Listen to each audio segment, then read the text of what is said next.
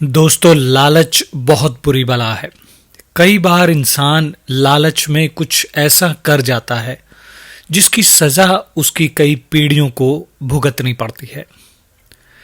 Mikao energy world से मैं हूं सरबजीत।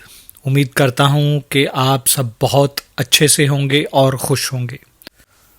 दोस्तों, हमेशा मैं आपके साथ कोई ना कोई पास्ट लाइफ रिग्रेशन का जो केस है वो शेयर करता हूं।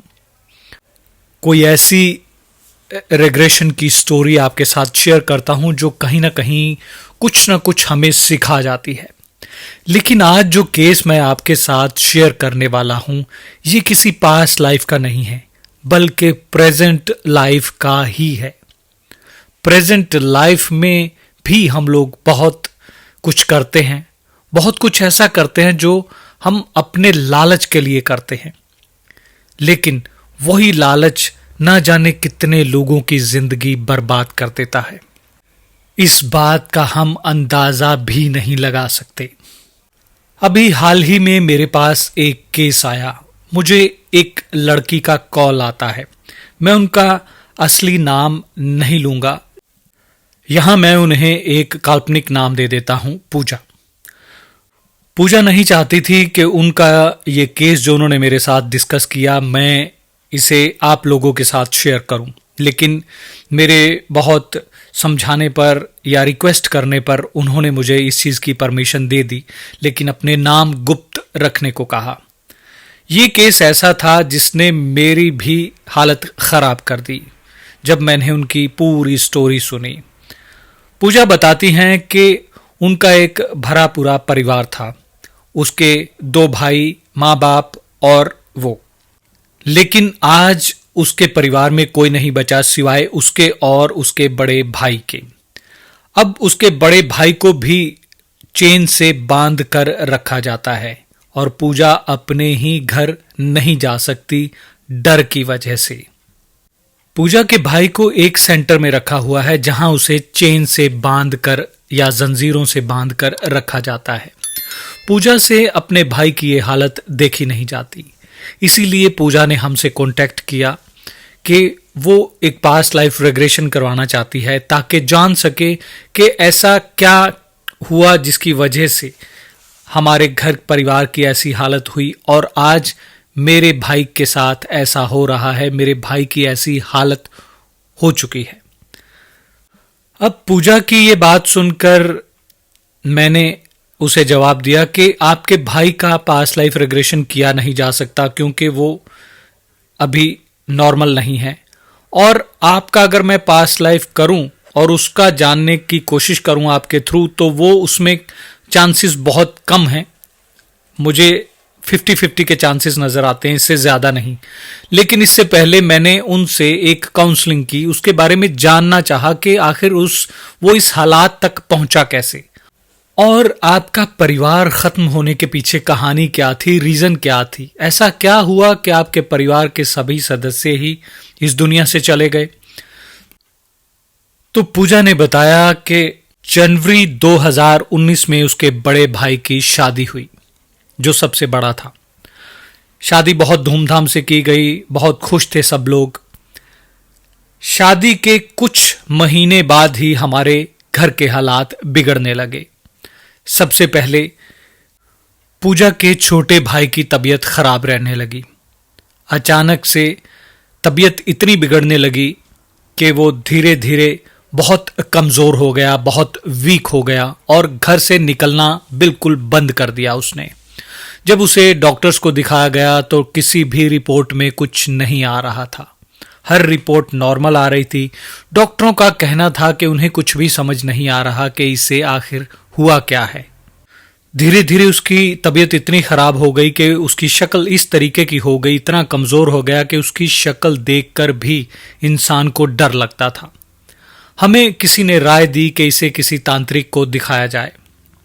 जब हम उसे एक मौलवी के पास लेकर गए और उन्होंने जब देखा तो वो देखकर हैरान हो गए और हमें बोले कि मुझे इस चीज की हैरानी है कि ये अब तक जिंदा कैसे है, इसे तो अब तक मर जाना चाहिए था। हमने पूछा कि ऐसा क्यों। हम खुद घबरा गए, उनकी ये बात सुनकर। तो उन्होंने बताया कि इसके ऊपर कोई बहुत ज़बरदस्त जो है वो काला जादू, कुछ टोटका ऐसा किया हुआ है जिसकी वजह से ये दिन ब दिन जो है कमज़ोर होता जा रहा है और इसकी जो मौत है वो बहुत नज़दीक है। यह बात सुनकर मेरे माँ बाप घबरा गए, बुरी तरह से रोने लगी मेरी माँ इस बात को सुनकर। इसके बाद उन्होंने कुछ तावीज़ दिया, बांधा उसे तावीज़, और उन्होंने कुछ दिनों का टाइम दिया कि इतने दिन अगर ये तावीज़ ना खुला और ये ठीक रहा तो मैं इसका इलाज कर पाऊंगा। लेकिन जैसे ही हम घर आए 2 दिन के बाद वो तावीज़ उसके गले से कहाँ गया हमें कुछ नहीं मालूम। और एक दिन जब हम सुबह उठे तो हमने दरवाज़ा खोला तो हमने अपने भाई को जो है वो मरा हुआ पाया।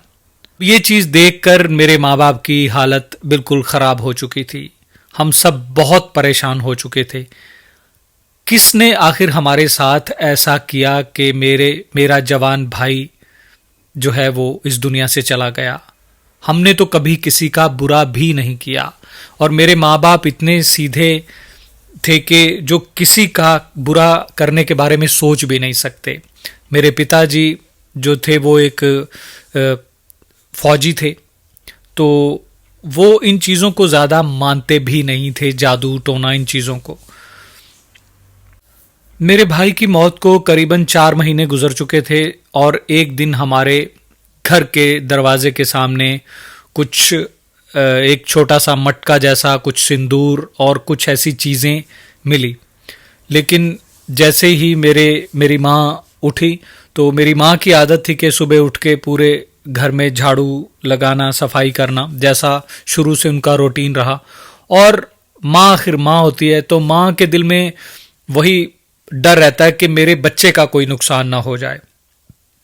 तो उन्होंने उस जो भी वो टोटका किया हुआ था उसे उठाकर वहां से कहीं दूर फेंक दिया और उसके बाद वो नहाने चली गई कि अब ये टोटका जो था जिसने भी किया है, इसके बाद मैं नहा के कपड़े बदल लेती हूँ। लेकिन उसके बाद ऐसा हुआ कि उनके पूरे शरीर पर एक एलर्जी होना शुरू हो गया। पूरा शरीर जगह जगह से गलना, जैसे कहते हैं ना, गलना शुरू हो गया। इस तरीके की एलर्जी हुई कि खारिश और फिर वहाँ ज़ख्म होने शुरू हो गए पूरी बॉडी में। जहाँ जहाँ उन्होंने हाथ लगाया, मतलब कपड़े बदलते टाइम या उस टोटके को वहाँ से हटाने के बाद जब नहाने गए तो बॉडी पे इंसान साबुन वगैरह जैसे सोप वगैरह लगाता है, तो वो जहाँ जहाँ हाथ लगता रहा पूरी बॉडी वो गलना स्टार्ट हो गई। और मेरी माँ जो थी वो बिल्कुल, उनकी हालत हमसे देखी नहीं जाती थी। हमने फिर किसी को दिखाया। अब जिनके पास हम अपनी माँ को लेकर गए उन्होंने हमें फिर यही चीज़ बताई कि हमारी जो माँ थी उन्होंने जो टोना टोटका जो भी था उसे जिसे छुआ उसकी वजह से ये सब हुआ। लेकिन अब सवाल ये था कि उसे करने वाला कौन है, कि उसे ऐसा हमारे साथ कर कौन रहा है। लेकिन बहुत से लोग होते हैं जो ये चीज़ बताते नहीं। फिर हम एक मौलवी जी के बारे में किसी ने बताया तो हम वहाँ गए और वहाँ जो है उन मौलवी जी ने हमें बताया कि ये सब करने वाला जो है वो उनके घर का ही एक सदस्य है। अब ये बात सुनकर हमारे पैरों के नीचे से ज़मीन निकल गई। अब वो सदस्य का नाम क्या था जब हमने पूछा तो पता चला कि वो मेरी ही भाभी थी, यानी कि मेरे बड़े भाई की पत्नी, जो ये सब कर रही थी। यह सब सुनने के बाद मेरी और मेरे माता पिता की हालत और भी खराब हो गई कि आखिर हमने इसका ऐसा क्या बिगाड़ा है जिसकी वजह से हमारा जवान बेटा चला गया और अब उसकी माँ जो है वो मृत्युशैया पर पड़ी हुई है। आखिर ऐसी क्या गलती हुई हमसे जिसकी वजह से ये हमारे साथ ऐसा सुलूक कर रही है, हम पे इस तरीके के जादू टोना कर रही है। तब उस तांत्रिक ने हमें ये बताया कि ये बहुत वक्त से ये कुछ काले जादू की कुछ सिद्धियां कर रही है और ताकि ये पूरी जायदाद जो है वो इसकी हो जाए, क्योंकि हमारे पास थोड़ी सी ज़मीन है, एक घर है गांव में, तो ये सारा कुछ उसका हो जाए, इसी लालच में ये करती जा रही है। क्योंकि अगर इसका भाई जिंदा रहता तो वही जमीन, वही जायदाद जो है वो दो हिस्सों में बंटती।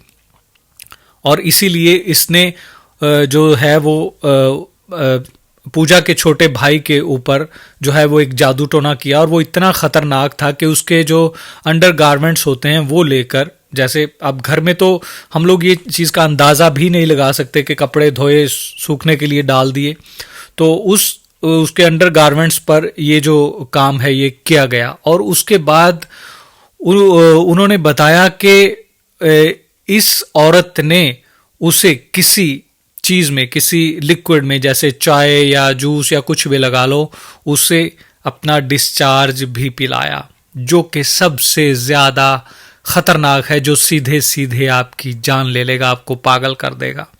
और यही वजह थी कि उस लड़के की तड़प तड़प कर मौत हो गई, और अब उसकी माँ के साथ भी यही हो रहा है। तो कुछ दिनों बाद जो है वो पूजा की माता जी भी जो है वो चल बसी। वो तांत्रिक की जो भी उसने विधियां बताई वो नहीं हो पाई, या जैसे भी हुआ। अब इसके बाद कहानी और इंटरेस्टिंग हो गई जो उसने बताई।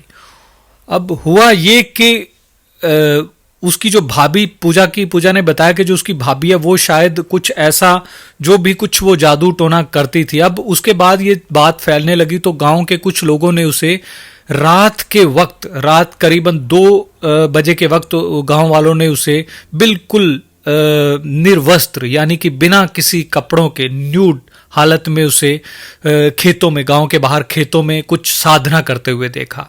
अब यहाँ से बात और साफ और स्पष्ट हो गई कि ये औरत जो है ये कुछ इस तरीके का काला जादू करती है या कुछ सिद्धियां कर रही है। अब वो शायद कुछ उनकी जो वो पूजा पाठ या जो सिद्धि करते थे वो उनके ऊपर, उनसे गलत हो गई या उलट हो गया। क्या हुआ कि कहीं जाते हुए एक दिन ऐसा एक्सीडेंट हुआ कि उनकी जो है वो बैकबोन जो होती है वो उसके दो टुकड़े हो गए। मतलब 2 हिस्सों से उनकी जो बैकबोन थी, जो रीढ़ की हड्डी, उसमें 2 जगह से वो बोन जो है वो टूट गई, और वो बिल्कुल मतलब बेड पर आ गई। अब उनसे, मतलब उनकी हालत इतनी खराब है कि बहुत ही दयनीय। लेकिन कुछ ही दिन वो ऐसे गुजार पाई, और उसका ऑपरेशन भी करवाया, उसका इलाज भी मेरे भाई ने करवाया, लेकिन वो ज़्यादा सरवाइव नहीं कर पाई। लेकिन जब उसकी मौत हुई तो उस वक्त मेरा भाई उसके पास था, और जैसे ही उसकी मौत हुई तो उसने कुछ वर्ड ऐसे बोले जो मेरे भाई के कान में बोले। मेरे भाई को कुछ कहा कि मेरी बात सुनो, उनके कान में वो वर्ड बोले, और वो वर्ड्स बोलते ही जो उसके पास जो भी सिद्धियां थी, जो भी कुछ ऐसा जादू था, वो उसके भाई के ऊपर ट्रांसफर हो गया, और उसकी मौत हो गई, भाभी की।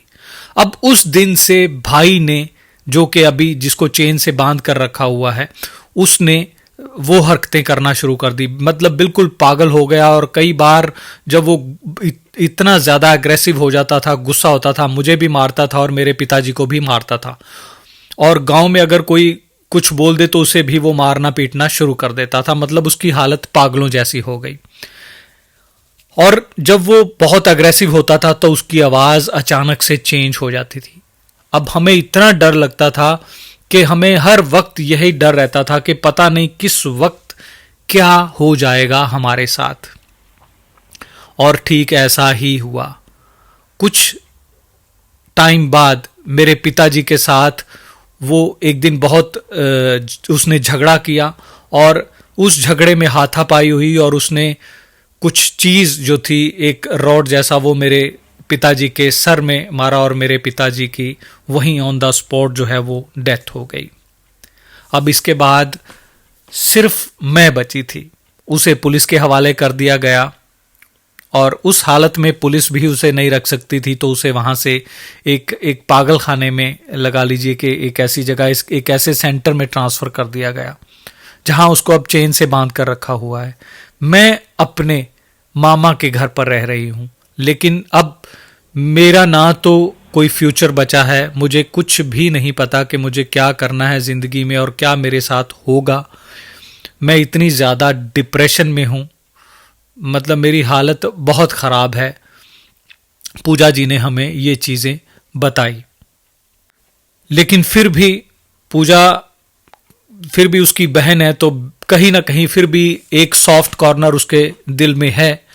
तो इसीलिए उसने हमें बताया कि उसने बहुत से लोगों से बात की ताकि उसके भाई को ठीक किया जा सके, लेकिन ज़्यादातर जो तांत्रिक हैं वो जिनके पास भी वो जाते हैं, उसके मामा और पूजा, तो वो मना कर देते हैं ये बोल कर के ये बहुत ही ख़तरनाक चीज़ है जो इस पे है, ये हमारे बस से बाहर की बात है, हमारे बस में नहीं है इसको ठीक करना। इसीलिए पूजा ने कुछ वीडियोस यूट्यूब से देखते ही हमारा नंबर उसके सामने आया और उसने हमसे कांटेक्ट किया, और उसने ये सोचा कि हो सकता है कुछ पास्ट लाइफ का लेना देना हो तो रिग्रेशन करके ये चीज़ ठीक हो जाए। लेकिन जब मैंने उसकी पूरी स्टोरी सुनी तो मेरे खुद के जो थे वो मेरी खुद की हालत ख़राब हो गई कि मतलब इतना कुछ एक घर परिवार में हो गया और घर के ही एक सदस्य ने किया, तो यहाँ पास्ट लाइफ का तो कुछ रह ही नहीं जाता। हो सकता है कोई ना कोई रीज़न रहा हो पास्ट से भी, लेकिन अब कोई ऐसा नहीं जिसका पास्ट लाइफ रिग्रेशन करके मैं उसको देखूं, क्योंकि जिसके ऊपर एक नेगेटिविटी है उसका पास्ट लाइफ करना तो पॉसिबल ही नहीं है, और अगर मैं कोशिश भी करूं तो हो सकता है कल को मुझे ही नुकसान पहुंच जाए। और मैंने पूजा से ये सारी स्टोरी जब उसकी सुनी तो मेरी खुद की हालत भी ख़राब हो गई, क्योंकि मैंने बहुत सी ऐसी स्टोरीज सुनी हैं जो पैरानॉर्मल एक्टिविटीज़ को लेके बहुत से लोग ऐसे आते हैं कांटेक्ट में जो बताते हैं, लेकिन ये चीज़ जो हुई, ये चीज़ शायद मैंने भी अपनी ज़िंदगी में पहली बार सुनी थी कि कोई घर का ही सदस्य, एक माँ बाप कितने चाव से, कितने शौक़ से अपने बच्चों की शादी करते हैं, और अगर कोई उनके घर में कोई बहू बेटी इस तरीके की आ जाए तो सोचो, वो अब उसको सिर्फ लालच था कि ये प्रॉपर्टी उसकी हो जाए, और इतने से लालच ने ये प्रॉपर्टी भी उसकी नहीं हुई, वो भी दुनिया से खाली हाथ गई, और उसने एक हंसते खेलते परिवार का भी जो था वो सर्वनाश कर दिया, पूरा परिवार उसने ख़त्म कर दिया। मतलब ऐसे कर्म किए जिससे अब नेक्स्ट बर्थ कैसा मिलेगा या किस रूप में मिलेगा ये ऊपर वाला ही जानता है, लेकिन किया जो भी वो लालच के लिए किया, और जिस लालच के लिए किया वो भी उसको नहीं मिल सका। मतलब जिस प्रॉपर्टी के लिए उसने ये सब किया वो भी उसे नहीं मिली। और हमने पूजा से यही कहा कि मैं सिर्फ आप लोगों के लिए प्रार्थना ही कर सकता हूँ भगवान से कि भगवान आपके भाई को भी ठीक करे और आपको भी जो है वो ब्लेस करे कि आप अपनी ज़िंदगी में जो है वो आगे बढ़ सको, क्योंकि इस चीज़ का इलाज करना जो है वो शायद हर किसी के बस की बात नहीं है। तो इस तरीके से दोस्तों बहुत से लोग ऐसे हैं जो लालच में ऐसे काम कर रहे हैं, तो ऐसे काम का जो है वो बुरा ही नतीजा है। मतलब अगर आप किसी का बुरा सोच रहे हैं, हर इंसान को अपनी किस्मत की रोटी खानी है, अपनी किस्मत की कमाई ही उसे यूज़ करनी है। फिर किसी भी लालच के लिए किसी के ऊपर जादू टोना करना या ऐसा कुछ करना, ये उसका तो आप नुकसान कर ही रहे हैं, साथ ही साथ आप अपने भी कई जन्म खराब कर रहे हैं, ये बात ध्यान रखें। दोस्तों वीडियो ख़त्म करने से पहले एक इन्फॉर्मेशन शेयर करना चाहता हूँ। जो लोग आकाशिक रिकॉर्ड और लामा फेरा और पास्ट लाइफ रेग्रेशन ऑफलाइन सीखना चाहते हैं वो हमसे कांटेक्ट कर सकते हैं। हमारा नंबर स्क्रीन पर दिया गया है और डिस्क्रिप्शन बॉक्स में भी दिया गया है। इसमें लिमिटेड सीट्स रहती हैं, तो इसलिए जो लोग भी इंटरेस्टेड हैं इन कोर्स को करने के लिए, और वो लोग जो है वो हमें कांटेक्ट कर सकते हैं। दोस्तों जल्द ही मिलेंगे एक नई वीडियो में एक नए रेग्रेशन के साथ। तब तक के लिए खुश रहिए और खुशियाँ बांटिए। नमस्कार।